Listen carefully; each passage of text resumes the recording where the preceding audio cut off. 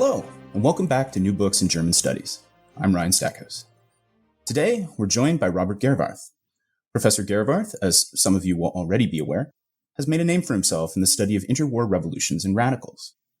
As an author of a previous biography about the life of Reinhard Heydrich and a second book on the post-war chaos that swept the continent with the vanquished, the events of 1917 to 1923 have become something of a specialty for him. His latest book, November 1918, The German Revolution, returns to these years with a focus on the oft-forgotten revolution that accompanied the tumultuous birth of the Weimar Republic. November 1918, available from Oxford University Press as of August this year, entreats us to take the revolution on its own terms, rather than dismissing it as a way station on the road to 1933. Gerwarth synthesizes mountains of research in November 1918 with a beautifully crafted narrative that traces events through the eyes of contemporaries. So, if you only have time to read one book on the subject, make it this one. But enough from me. We have the man himself with us here today. So without further ado, Robert, welcome to the show.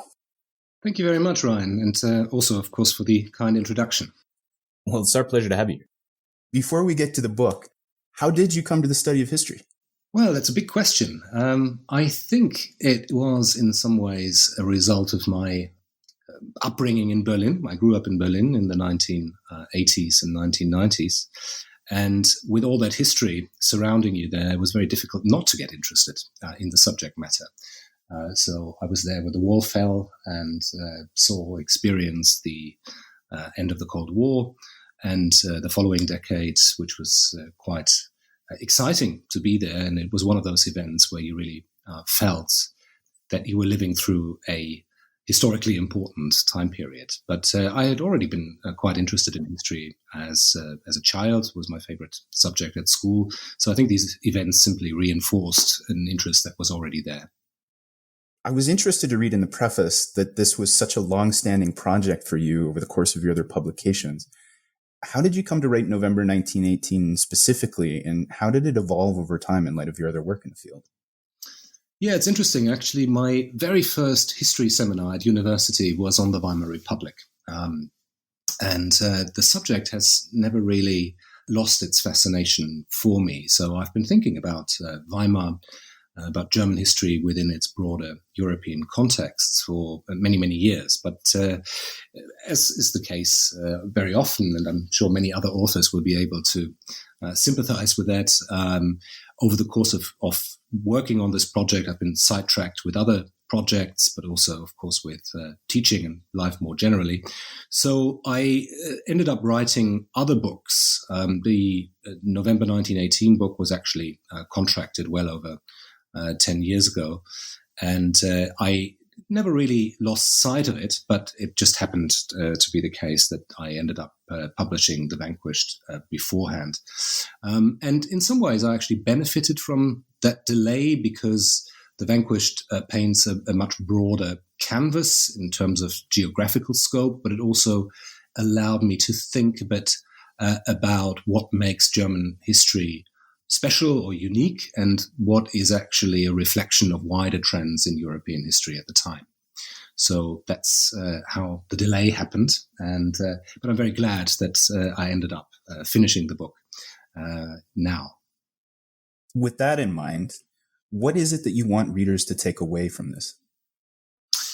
Well, as you already indicated in the introduction, I think it's very important that we think of Weimar history on its own terms. Now, obviously, this book is only focused on the origins of the Weimar Republic, on the revolution itself. But it seems curious that we teach our students in history tutorials, basically in their first year, that we should not read history backwards. But when it comes to the Weimar Republic, we tend to make an exception. It is very often seen as a prehistory of the Nazi period, because, of course, we who were fortunate enough to be born after the Second World War, we all know how the story ends in 1933. And I think that has led to people looking for the origins of the Nazi dictatorship in previous periods of German history, be it in Imperial Germany or be it in the Weimar Republic. I'm trying to argue here, and others have made that point as well, that at least up until 1929, until the beginning of the Great Depression, the future of the Weimar Republic is wide open, with failure as likely as consolidation. Certainly, if you look at the general elections in 1928, the Nazis have an election result of less than 3%, whilst the Social Democrats return to government. So at that point, it really looks as if the consolidation process of the first German democracy has worked out. They have come through more crises than any other democracy in modern times.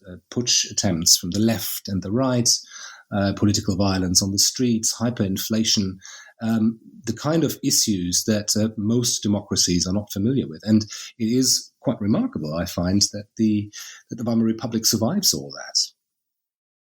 With these larger questions in mind, you begin looking at 1917 as a sort of sea change moment in the war that begins framing expectations on both the left and the right.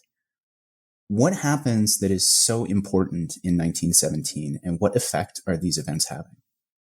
Well, this is exactly where world history comes into German history, and I think it's very difficult to explain the so-called revolution of expectations that happens in Germany and elsewhere in 1917 without two momentous events. The Russian Revolution, of course, on the one hand, and on the other hand, the entry of the United States into the war. Now, these both events really kind of changed the course of the war, but also the expectations for the world after the war is finished. Certainly those on the political left are hopeful, once the Bolshevik Revolution has been successful, that a revolution in Germany is also only a question of time. They're not necessarily Bolsheviks. Many people on the far left see, like Rosa Luxemburg, for example, actually view the Bolshevik Revolution with skepticism. But of course, they are in favor of a revolution in Germany.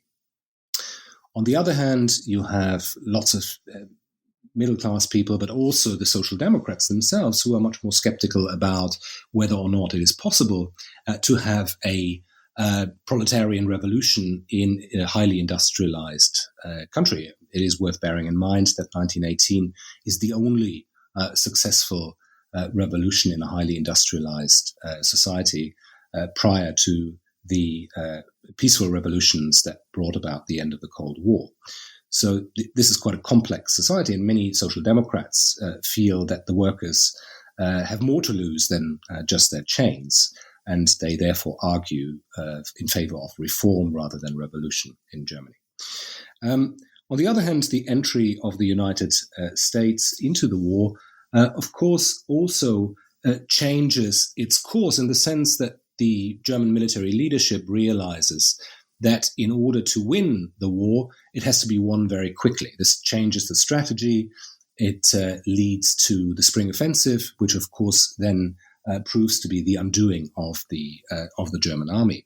The idea is to defeat the French and the British before American troops arrive in Europe in large numbers. And it is possible because the Russian Revolution, but also the military successes of the Germans on the Eastern Front essentially knocked Russia out of the war.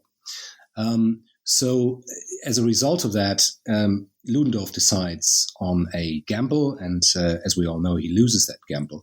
But there are expectations in Germany, quite widespread expectations at the beginning of 1918, that they're going to win this war, which of course then contrasts in a very stark way with the realities. And it also kind of gives energy to the step in the back myth, in the sense that in November 1918, there's not a single Allied soldier on German soil.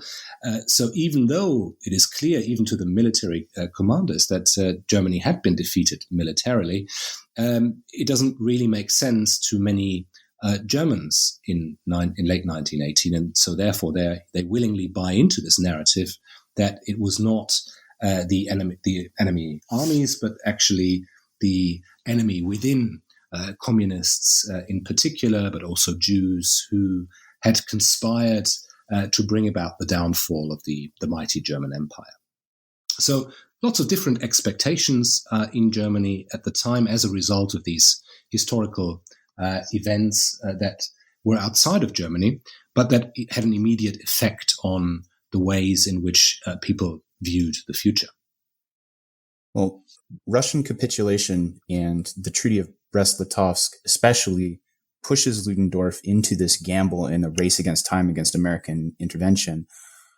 Where does the crisis of legitimacy that he is facing and the imperial government more broadly is facing, stem from? And how are events in Russia feeding these impossibly high expectations? Well, in many ways, Ludendorff and Hindenburg at this point had established a military dictatorship in Germany. They were really making the decisions, and the successes in Russia, as you say, the Treaty of Brest-Litovsk, seemed to prove to many people that this strategy was working.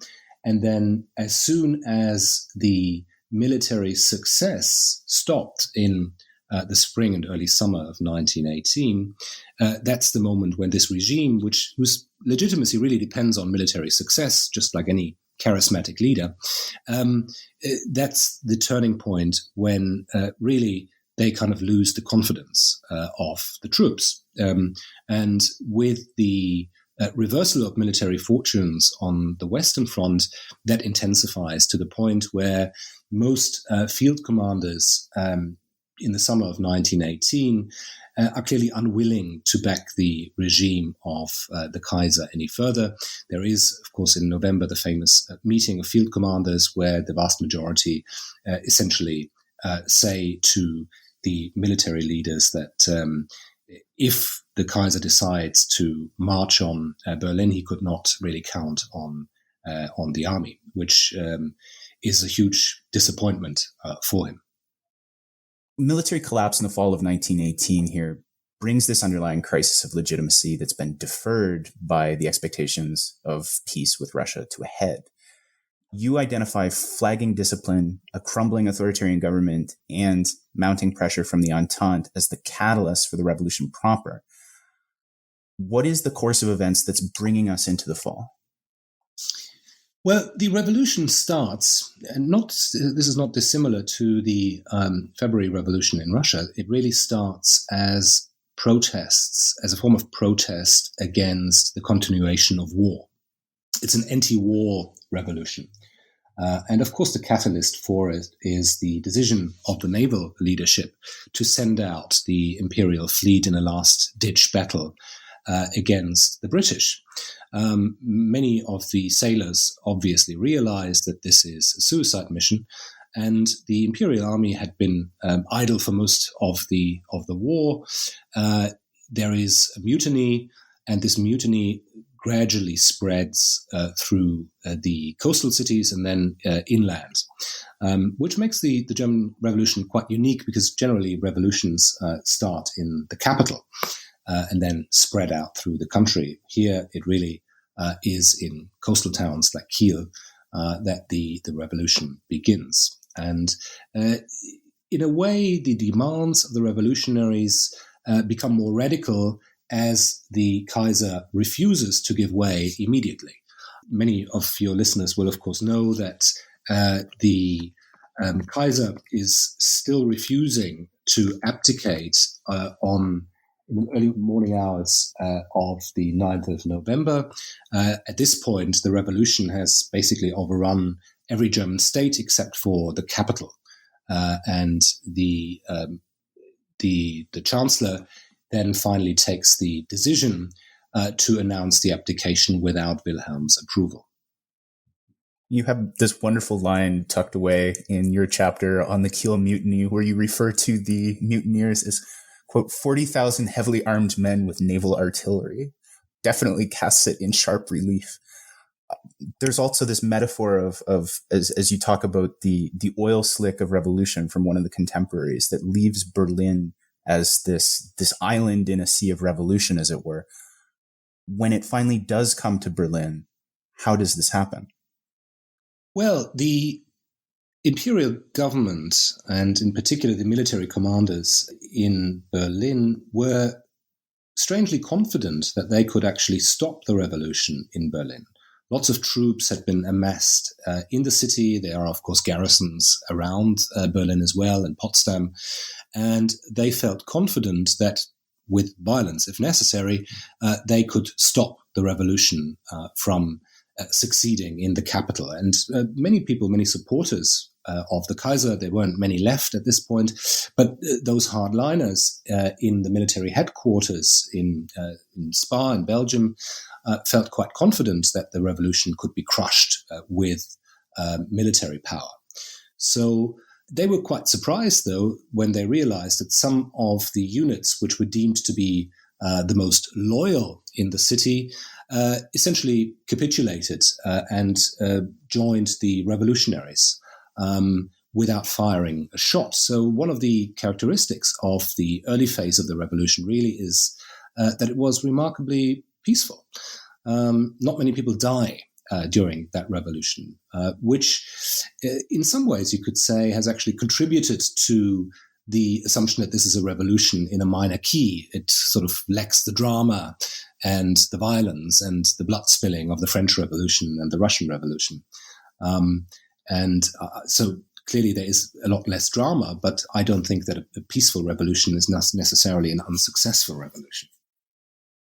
This maximalist versus minimalist interpretation of a revolution, do you want to expand on that a little?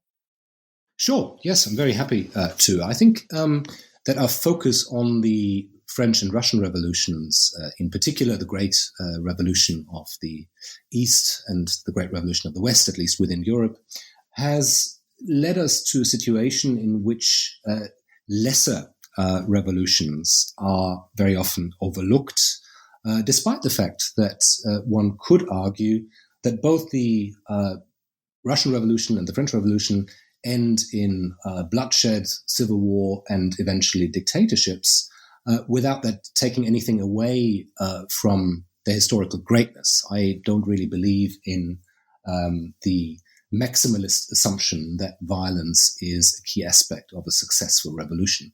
I think success needs to be measured against what the revolutionaries themselves wanted. And the majority of the revolutionaries in Germany in November 1918 want two things. They want to end the war, which they do very quickly. And secondly, they want democratization. Now, there is, of course, disagreement on what the end result of that revolution should be. But it is worth bearing in mind that at least in November 1918, the vast majority of Germans want a democracy. And I think the election results of the National Assembly, January 1918, show that very clearly. It's only a very small minority of people who support even within the working class movement, which of course is split into the majority Social Democrats and the independent Social Democrats. But the majority Social Democrats, Ebert and his colleagues, have far more support than the independents, which are further to the left. And that can very clearly be shown, not just in that one particular election, but also that's true for most elections throughout the 1920s, when we take the KPD results into consideration. If we circle back now to the revolution arriving in Berlin, what are the underlying tensions between the different factions of the Socialist Party on the one hand and the other visions that are competing for Germany's future before we arrive at the Spartacus uprising? Yeah, the major tension, the major division is between the independent Social Democrats and the majority Social Democrats, who of course had split already during the war because of disagreement over whether or not a working class party should support the war credits or whether they should favor international working class solidarity. That is one of the key aspects that leads to the schism within the German working class movements. The other one is, of course, the question whether a revolution is necessary or not. Already since the beginning of the 20th century, some social democratic theorists had argued that a revolution is no longer necessary. It remains in the political program of the SPD, but the reference to revolution is predominantly rhetorical. There are other questions. Should a revolution lead to something that is similar to the proletarian dictatorship established in Russia? Or are we looking at a society which can be improved through reform? It is, I think, also worth bearing in mind here as the background to this discussion that the situation of workers in Russia is fundamentally different in 1917 from the situation of workers in Germany at the time. The Tsarist regime is an oppressive regime. It had crushed the revolution in 10 years earlier with extreme violence. Workers were living in often horrific conditions. And the situation for workers in Germany is fundamentally different. So the question is, do you need a radical revolution, or is it sufficient to further improve on what had already been achieved?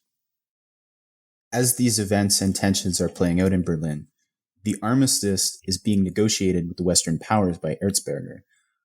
Who is involved in these negotiations? How are they playing out? And of course, what is the reception back home in Germany?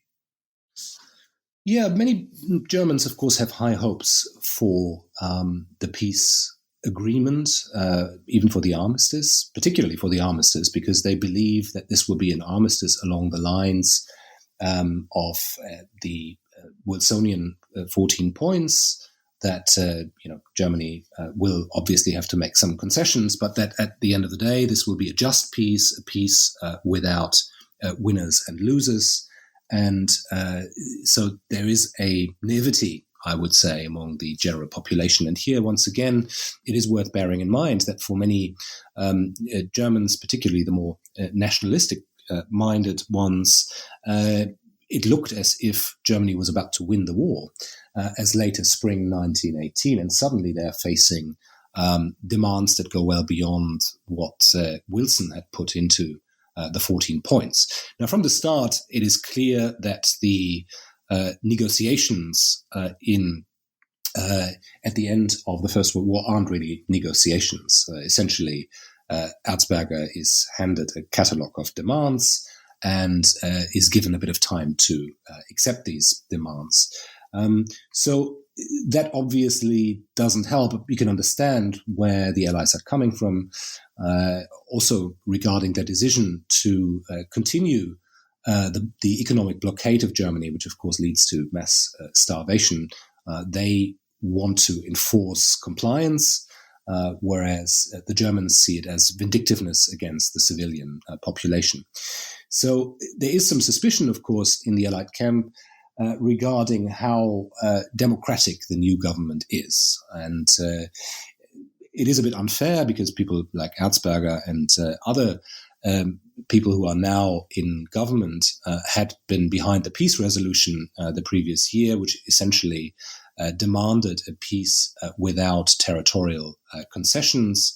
And these people are now in power, but nonetheless, they are viewed as representatives of the bygone regime. So there's a conflation of these different groups. And as soon as the terms of the armistice break in Germany, there's growing disillusionment. But nonetheless, certainly until 1919, the late spring, early summer 1919, when the peace terms become fully known, we're entering into what is generally referred to in the secondary literature as the dream period of the armistice, essentially a period where people had illusions about the kind of peace that peace treaty that Germany was going to sign. During this dream period, Ebert's government is faced with the unenviable tasks of negotiating this unfavorable peace, reintegrating millions of disgruntled soldiers into an economy that is geared for war, securing food for a starving population that has produced the crisis in the first place, and finding some kind of public narrative that renders this near inconceivable sacrifice palatable. The consequences for all this are presumptively civil war. How is the transitional government handling these challenges, and what considerations are entering play? Yeah, the challenges for this inexperienced government under Ebert are enormous. I mean, just to pick up one of the points that you just mentioned, there are still several million German soldiers scattered all over Europe. These are heavily armed men. The government has no idea how they will respond to the news of a revolutionary government. All of this is pretty challenging. You have to find the logistics to bring these people back, often march them back, make sure that you can collect as many arms as possible, because you don't necessarily want millions of men with war experience and firearms under their beds. And you have to feed them as well in a time when the economic blockade is still ongoing. So these are very practical challenges that the government is initially facing. And on top of that, of course, is the ideological divide between the independents and the majority social democrats, which is temporarily bridged in this moment of revolution. But there's always a risk that the situation will escalate, and that they will not find a long-term common denominator upon which common government policy will be possible. So the initial months are characterized by pragmatism, and also by, of course, Ebert's desire to prevent a social revolution. I mean, he himself, under the impression of the Russian Revolution, says repeatedly that he hates revolution like sin. What he means is he hates a Bolshevik-style revolution in which he feels a relatively small subsection of the population that never had a mandate from the overall majority of the electorate essentially uses the chaotic situation, pushes against a legitimate government, and takes over power. And he sort of saw Liebknecht and Luxemburg as representatives of a Bolshevik-style government. While there are more nuances to all of this, Liebknecht in particular, of course, does very little to dispel that myth. I mean, he himself, his rhetoric is quite aggressive. He repeatedly praises the Soviet government and suggests that Germany must form an alliance with them. One of his first demonstrations after his release from prison ends outside the Soviet embassy in Berlin. So there are lots of references that make people like Ebert nervous, shall we say.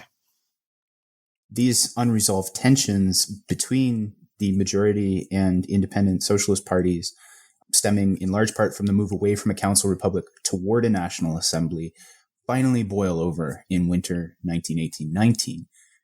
This leads to a conflict between the two socialist parties on the one hand and the Spartacists and the Freikorps on the other. Who are the key players here, and what is at stake in each of their political visions? Yeah, in some ways, the clash that eventually happens in January 1919, and then, of course, drags on and happens again and again in different parts of Germany, is a result of irreconcilable ideological positions. On the one hand, you have people like Luxemburg and Liebknecht who feel that the revolution that they aspire to has been betrayed by the Social Democrats, in particular Ebert and Noske. And on the other hand, you have Ebert and Noske thinking that there are subversive groups who want to do what the Bolsheviks have done in Russia in 1917. And in addition to that, you have the Freikorps paramilitary organizations, mainly composed of decommissioned officers and NCOs, plus army cadets and nationalist students, who actually buy into this narrative that the revolution has betrayed the sacrifices of the German nation and the German military for the previous 4 years. So they are waiting for a situation where, for a big reckoning, essentially, And essentially in the situation, Noske decides that in order to defeat what he perceives to be the greater enemy, namely the far left, he is willing to essentially make a deal with military units that are, of course, at no point behind the new democratic order. So there is a kind of Faustian pact. Now, up until that point, the Ebert government had always tried to seek compromises between the unions and the employers, also between the old army and the new government, in order to make sure that there wouldn't be a civil war in Germany. And I think it would be fair to Ebert to suggest that he was convinced that he was doing the right thing.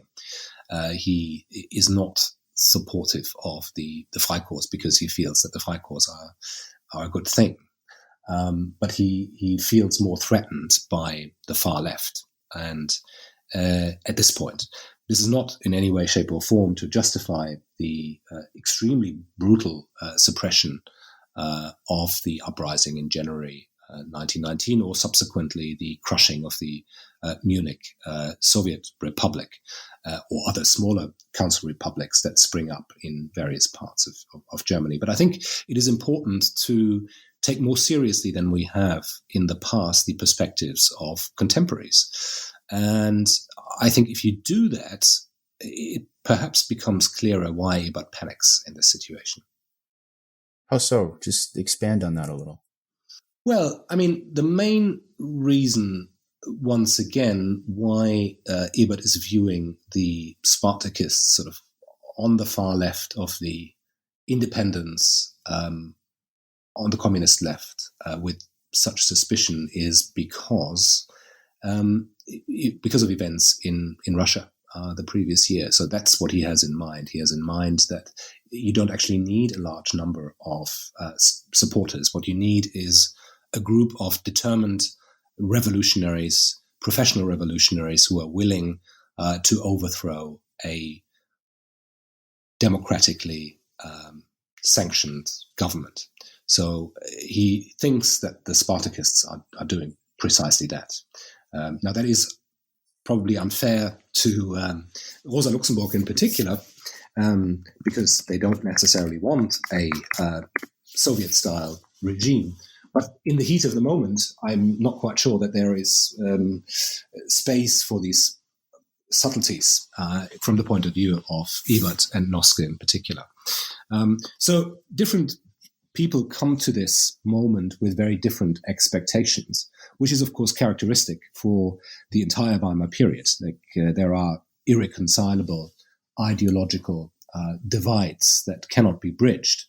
But as soon as these massacres have taken place, the original accusation of treason against the Social Democrats, that the Social Democrats had betrayed the revolutionary cause, whilst at the same time being accused by nationalists of betrayal of the German nation for supporting the revolution in the first place, this really creates a toxic climate because now the Social Democrats are confronted with accusations of treason from both sides. And so the divide between the different factions within the working class movements becomes deeper and deeper. And to the point where in 1929, of course, also under the influence of Moscow, the KPD essentially decides that it will be impossible going forward to work together with the Social Democrats, which has dramatic consequences because if we look at, say, the Kapputsch of 1920, when the different parties, working class parties in Germany, decided to back a general strike against the putschists, you can see what working class grassroots, how strong working class grassroots support in Germany is, because the strike essentially brings all of Germany to a grinding halt, and the putsch collapses within days. But no such response is possible in January 1933, when, of course, the economic situation is very difficult as well. And lots of people are unemployed and are desperately looking for jobs. So having a general strike in that climate would have been a challenge, even for a united front of SPD and KPD. But nonetheless, I think it is worth remembering where these tensions, growing tensions, are coming from. Circling back again to the November 1918 to summer 1919 Dreamland period, even the Spartacus uprising fails to upset this enthusiasm for democratization in the broader population. What is the legislative vision that is emerging during this period, and how is it being legitimized in the face of this resistance from extremes on both sides? Well, essentially, in that spirit of broader collaboration between the largest working class party in Germany, the SPD, or MSPD, and the some of the more liberal middle class parties and the Catholic Centre Party, the idea is to bring people from all of these parties together to draft a liberal constitution. What is interesting here is that the Liberals, although they are much smaller in terms of seats, actually have a huge influence on the constitution, which is why you basically get the results that you get. It's not the social democratic constitution, but much more of a liberal vision of how a constitution should be written. Of course, very important aspects of general legislation, but also the constitution is full equality between men and women. Of course, the women's right to vote was already introduced in the lead up to the National Assembly elections in January 1919, making Germany the first highly industrialized country to give women the vote, which is actually very important because up until that point, more than half of the population had been excluded from the process of political decision-making. And it is also important because as a result of the demographic changes introduced by the war, the fact that 2 million German young men had died, that means that there is a female surplus in the population. And I think that has generally been not overlooked, but it hasn't been highlighted enough, I would say, in general histories of this period, because ultimately, when you read general histories of the Weimar Republic, you get the impression that this is a very male republic, when really it's women who decide the elections, which I think is quite remarkable. Now, they remain underrepresented in parliament, but that doesn't mean that women are not politically engaged. In fact, in most elections, you have far more women going to the polls than men. So I think that is something that needs to be more strongly emphasized. In terms of, there has always been a lot of kind of criticism of some articles in the Weimar Constitution, notably, of course, Article 48, which gives the president as a kind of Ersatzkaiser the right to rule by decree in times of emergency.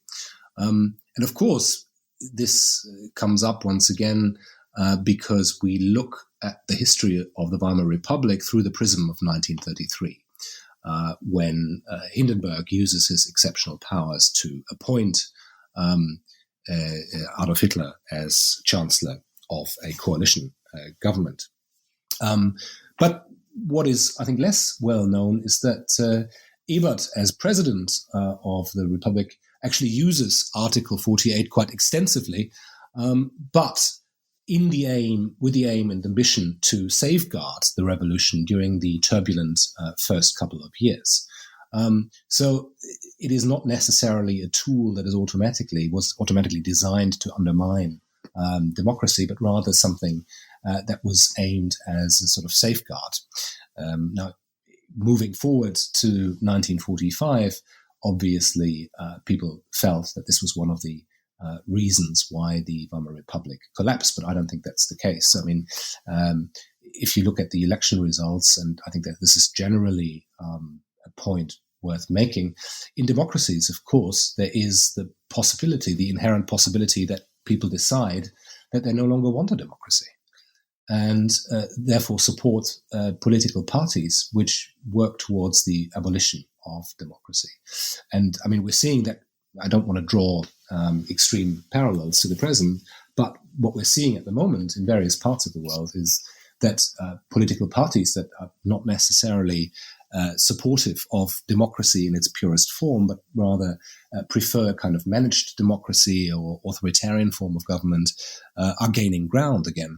And it is perhaps worth bearing in mind that democracies can fail; they can self-abolish, and often with terrible consequences. The framing of this new constitution by the National Assembly, as you quite rightly point out, does not end the latent threat of revolution and opposition from those who are not in favor of a democracy. The dreamland is quite rudely dispelled by an escalating spiral of violence that begins in late spring. What happens during the second phase of the revolution? Well, the second phase of the revolution is essentially marks a radicalization, a departure from the peaceful first phase of the revolution. It probably already starts in December 1918, but certainly escalates in the spring of 1919.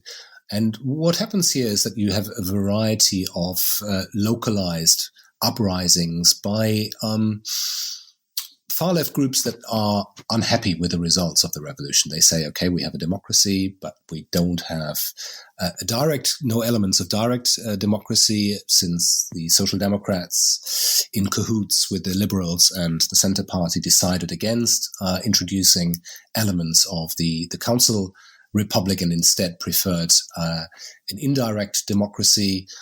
They feel that the revolution has been betrayed and that certain opportunities were not, explored in greater detail, and this kind of escalates into violence. In tandem with that, roughly at the same time, of course, on the 18th of January, the Paris Peace Conference convenes. So the process of undermining democracy is not just an internal problem. I'd say it's also an external problem. Now, I'm not saying that the Versailles Treaty is responsible for the undoing of Weimar democracy, but it didn't help either. Now, I can't really see any other outcome, because certainly when you compare the Versailles Treaty with some of the other peace treaties, be they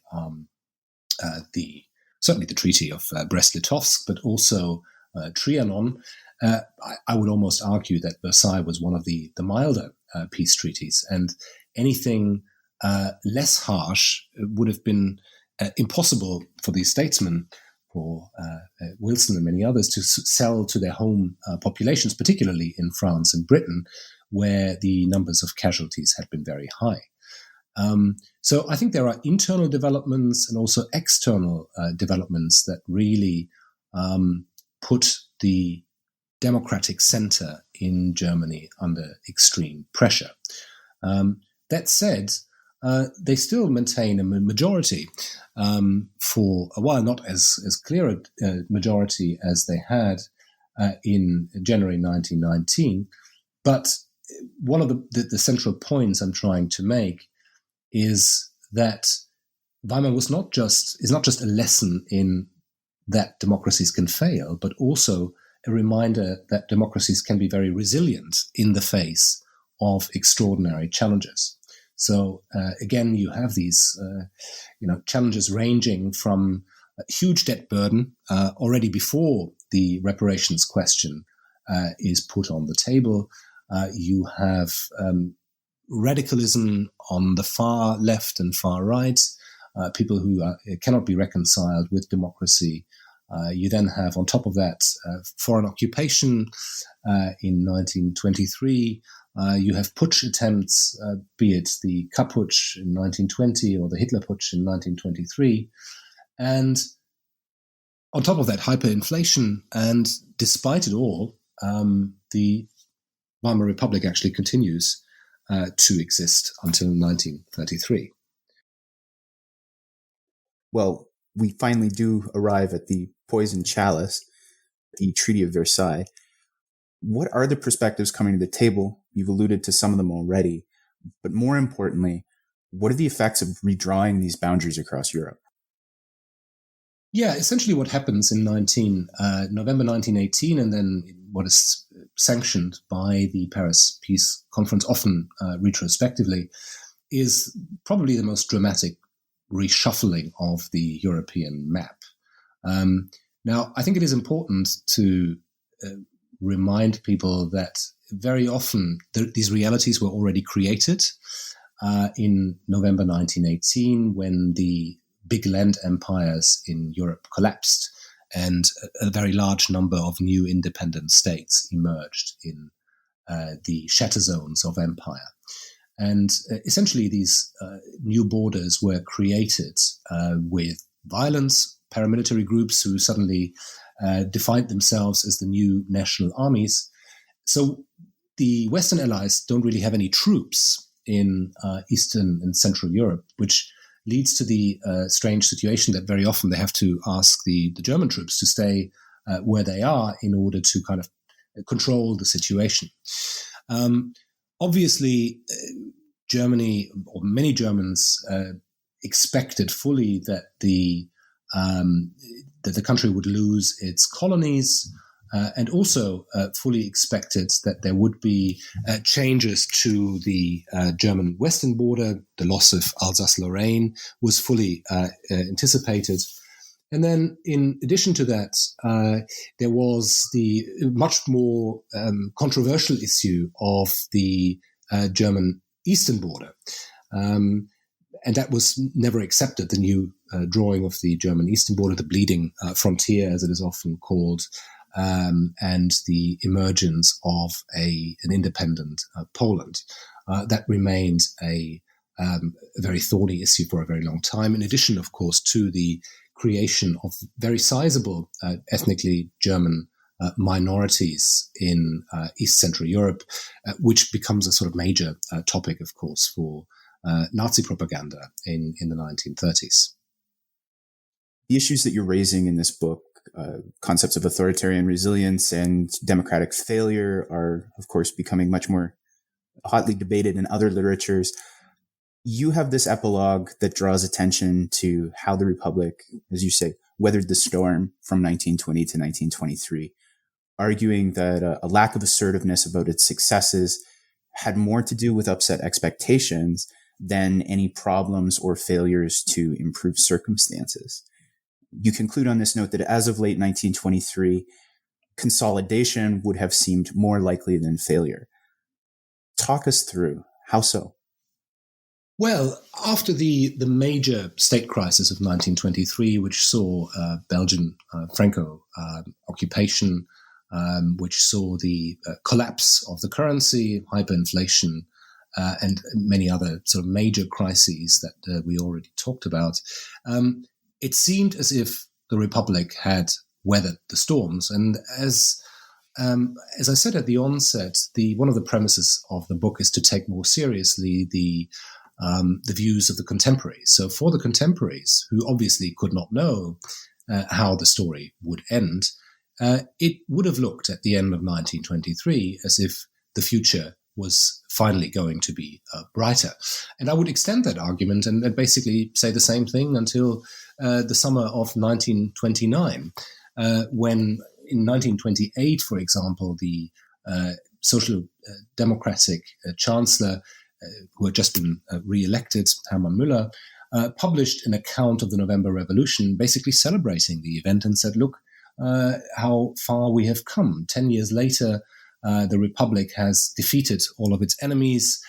We have embarked on a policy of reconciliation, at least with our French neighbors. We have been welcomed back into the family of states and the League of Nations, etc., etc.